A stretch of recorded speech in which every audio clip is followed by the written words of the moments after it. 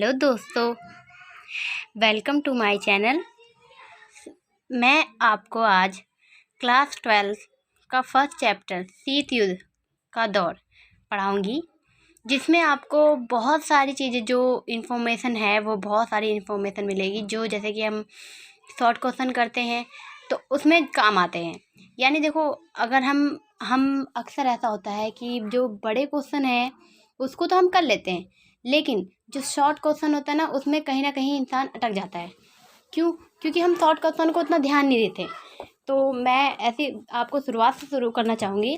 ये हमारा पार्ट 1 है, तो टाइम जाया ना करते हुए चलिए शुरू करते हैं शीत युद्ध का दौर।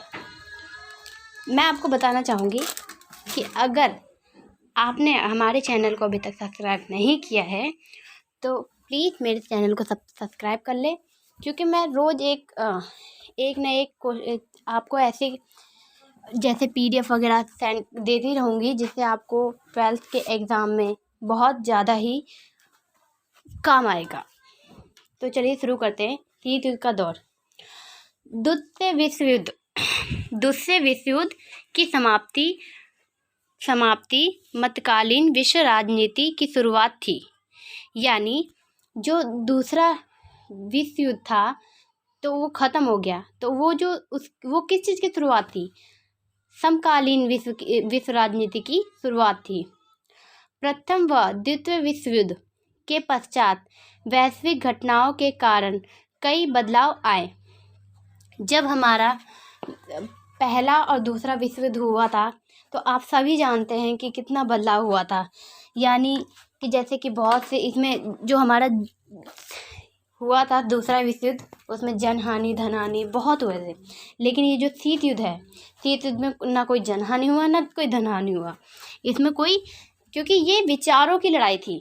विचारों की लड़ाई मतलब कि यानी कि जैसे शीत युद्ध, जैसे कि हम अपने विचारों से लड़ते हैं। यानी मैं एक एग्जांपल देना चाहूँगी आप सभी को कि जैसे मान लीजिए हम किसी से नफरत करते हैं, ठीक है, हम किसी से बात नहीं करना चाहते, तो हम एक सामने वाले को नहीं जताते। एक बार नहीं जताते कि हाँ हम उससे नफरत करते या उससे बात नहीं करना चाहते, और लेकिन कई बार ऐसा होता है कि हम उसको जता देते हैं कि हम उससे बात नहीं करना चाहते। तो ये विचारों की लड़ाई होती है। यानी हमने उससे बताया नहीं, लेकिन हम उससे प्यार से बात कर रहे हैं, और फिर भी हम अंदर ही अंदर सोचते हैं कि उसका ऐसा हो जाए वैसा हो जाए। ये होता है विचारों की लड़ाई, इसे कहते हैं शीत युद्ध। वैसे ऐसा करना नहीं चाहिए। अगर तुम किसी के लिए पॉजिटिव सोचोगे तो तुम्हारे साथ भी पॉजिटिव होगा, राइट। चलिए शुरू करते हैं। द्वितीय विश्व युद्ध में ब्रिटेन, संयुक्त राज्य अमेरिका, फ्रांस तथा सोवियत संघ को विजय मिली, जिसमें मित्र राष्ट्र के नाम से जाना जाता है। धुरी राष्ट्र अर्थात जर्मन, इटली तथा जापान को हार का सामना करना पड़ा। यानी देखिए, सबसे पहला ये है कि जो शॉर्ट क्वेश्चन होता है उसमें ये अक्सर पूछा जाता है कि मित्र राष्ट्र किसे कहते हैं, धुरी राष्ट्र किसे कहते हैं। तो इसमें हमारा जो सही जवाब होगा वो होगा जो मित्र राष्ट्र वो कहलाते थे, जिसमें ब्रिटेन, संयुक्त राज्य अमेरिका, फ्रांस, सोवियत संघ ये सब आते थे। जिनकी विजय हुई थी वो सब थी मित्र राष्ट्र। इसके बाद आता है धुरी राष्ट्र। ये भी एक नंबर का क्वेश्चन में आता, अक्सर देखे गए हैं, जिसमें पूछा गया है कि धुरी राष्ट्र किसे कहते हैं। तो धुरी राष्ट्र उसे कहते हैं जिसमें जापान, इटली, जर्मनी आते हैं, और इनको हार का सामना करना पड़ा था, ठीक है। चलिए आगे बढ़ते हैं। द्वितीय विश्व युद्ध की समाप्ति के साथ ही शीत युद्ध की शुरुआत हुई। यानी जैसे ही द्वितीय विश्व युद्ध की समाप्ति हुई, वैसे ही शीत युद्ध का शुरुआत हुआ था। या वैसे तो आप सभी को पता होगा कि जो द्वितीय विश्व युद्ध था किन किन देशों के बीच में हुआ था और इसमें विजय कौन रहा, ठीक है। मैं आप सबसे ये क्वेश्चन पूछती हूँ, और मुझे कमेंट में ज़रूर लिखिएगा कि द्वितीय विश्व युद्ध किन किन देशों के बीच में हुआ था, क्योंकि अक्सर क्योंकि अक्सर ऐसा होता है कि छोटी सी चीज़ें हैं लेकिन बच्चे मार खा जाते हैं इन चीज़ों में। चलिए आगे बढ़ते हैं। इस क्वेश्चन का जवाब मुझे कमेंट में ज़रूर लिख दीजिएगा। चलिए आगे बढ़ते हैं। नेक्स्ट देखिए, ये जो आप ये जो क्वेश्चन मैं आपको बता रही हूँ वो क्वेश्चन के आप लिखिए, और जो आंसर बता रही हूँ उसका भी लिखिए। यानी ये जो शॉर्ट ये जो आपको मैं दिखा रही हूँ इसको आप ज़रूर कॉपी में राइट कर लीजिए। क्यों? क्योंकि ऐसा होता है ना कि इंसान अक्सर भूल जाते हैं। लिखी हुई चीज़ें हमेशा याद रहती है। जितना लिख के पढ़ोगे उतना ही आपको आएगा। आगे पढ़ते हैं। देखिए, शीत युद्ध दो सह शक्तियों के बीच शत्रुपूर्ण वातावरण था। विचारों में मतभेदों के होते हुए भी विश्व को तीसरे विश्व युद्ध का सामना नहीं करना पड़ा, जिसका कारण था परमाणु बम का आविष्कार। दोनों महाशक्तियों इसमें परिरूप थी। यानी देखिए, शीत युद्ध जो था वो आप दोनों को पता है, मतलब आप सभी को पता है कि दो देशों के बीच में हुआ था। यानी एक तो कौन सा, संयुक्त राष्ट्र अमेरिका था और एक था सोवियत संघ। इन दोनों के बीच में था, ठीक है। और इनमें विजय किसकी हुई? इसमें विजय हुई अमेरिका की। और जो शीत युद्ध था वो क्या हो गया? विनाश हो गया उसका, और वो पूरी तरह से टूट गया, विघटन हो गया उसका, ठीक है। तो इसमें बताया गया है कि जो वातावरण था वो शत्रुपूर्ण था। दोनों एक दूसरे के सामने आए, यानी सामने आए लेकिन युद्ध नहीं हुआ, क्योंकि ये था विचारों के मतभेद था। इन दोनों का जो था वो विचार में था, और दोनों विचारों से लड़ते थे। लेकिन कभी दोनों सामने आके भी कभी इन दोनों में लड़ाई नहीं हुआ। समझिए। नेक्स्ट करते हैं। और हाँ, एक और क्वेश्चन का जवाब मुझे चाहिए, वो मैं अगले ट्यूटोरियल में पूछूंगी। वैसे आगे चलते हैं। देखिए,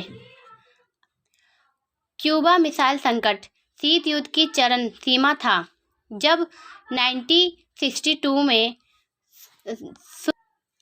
खुर्चेव ने क्यूबा में परमाणु मिसाइलें तैनात कर दी थी। दोनों गुटों के बीच खुद को बेहतर शक्तिशाली दिखाने व बनाने के लिए कई सैन्य संधियां की। यानी जब खुर्चेव ने मिसाइलें तैनात की थी क्यूबा में, क्यूबा मिसाइल संकट, यानी ये भी मैं आपको अगले ट्यूटोरियल में बताऊंगी। क्यूबा मिसाइल संकट 5 नंबर का क्वेश्चन आता है, जो मोस्ट इम्पॉर्टेंट है, मोस्ट इम्पॉर्टेंट। हर साल पेपर में देखे गए हैं, चाहे फर्स्ट टर्म हो चाहे सेकंड टर्म हो। यानी इस टाइम तो बहुत दिक्कत की बात है, जैसे कि स्कूल नहीं खुल रहे हैं, बच्चों की पढ़ाई में बहुत दिक्कत हो रही है, तो आपको नेट से ही पढ़ना चाहिए। वैसे तो ये अच्छा आपका एक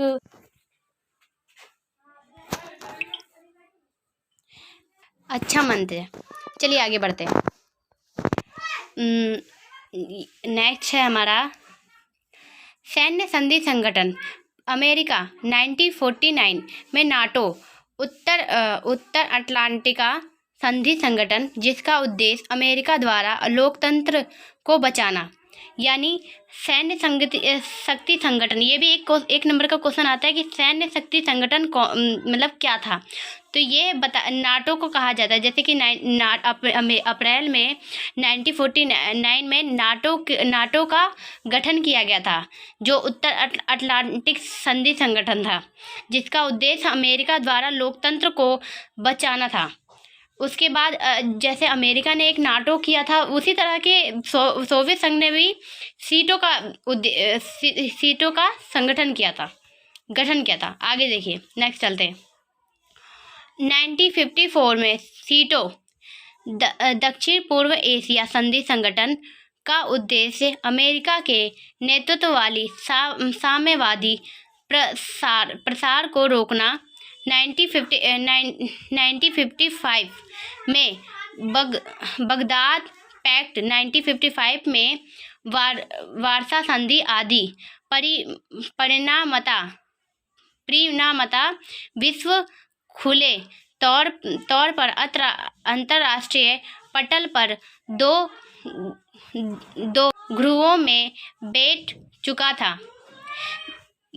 यानी देखिए, जैसे कि नाटो, अमेरिका ने एक नाटो का संगठन बनाया, वैसे सीटो भी बनाया था सोवियत संघ के, ताकि अमेरिका को मतलब कि उसका सामना कर सके, उसको रोक सके।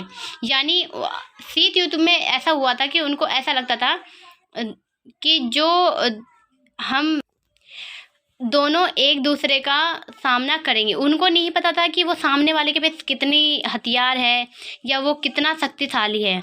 इसलिए वो एक दूसरे को सामना करने के लिए, दूसरों को रोकने के लिए सीटों का, नाटो का, इन सब का गठन करते जा रहे थे अंतर्राष्ट्रीय उद्देश्य पे। नेक्स्ट चलते हैं।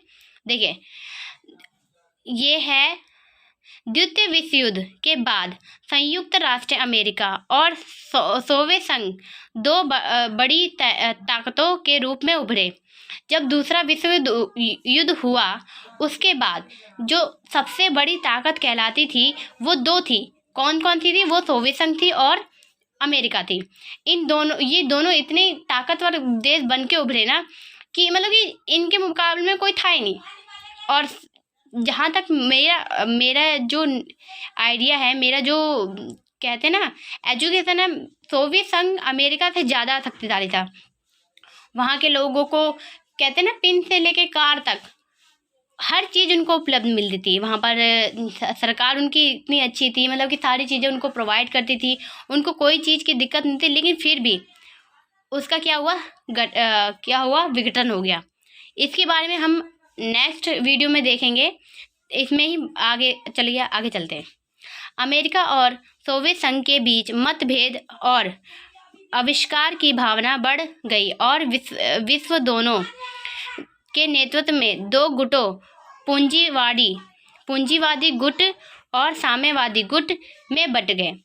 यानी जो सोवियत संघ थी और जो अमेरिका थी, उन दोनों के बीच में मतभेद की और अविश्वास की भावना इतनी बढ़ गई कि वो विश्व जो था वो दो गुटों में बढ़ गया। एक तो था पूंजीवादी और एक था साम्यवादी।